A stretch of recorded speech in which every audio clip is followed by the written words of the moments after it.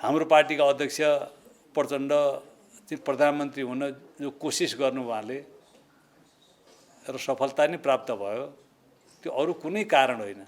मानिसहरूले त भन्छन् कुर्सीको लागि यता गरौ उता गरौ भन्छन्, उहाँ कुर्सी छोडेको मान्छे पनि हो नि। 64 को चुनावमा प्रत्यक्षतर्फ 122 सिट, 240 मा 122 जित्दा र सबभन्दा ठुलो दल हुँदा पनि एउटा प्रकरणमा उहाँले राजीनामा दिनुभयो। नछोडेको भए नि हुन्थ्यो, किन नैतिक आधारमा उहाँले राजीनामा दिनुभयो।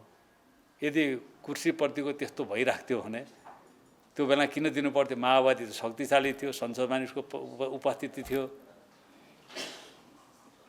किन आफूले चालेको कदम असफल भइसकेपछि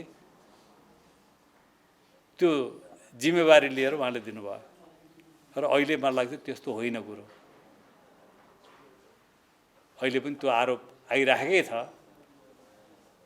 कहिले यता कहिले उता के हो भन्ने प्रश्न उठिरहेको छ।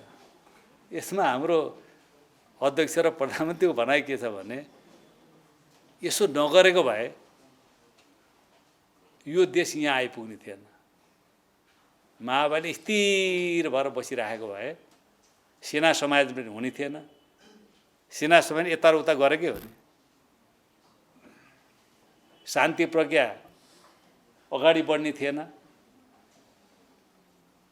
त्यहाँ प्रधानमन्त्रीको बुझाइ के छ? माओवादी त्यसकारण चाहिँ अहिलेसम्म 2 चोटि संविधान सभाको चुनाव गराउनु यता र उता नगरेको भए त्यो सम्भव थिएन।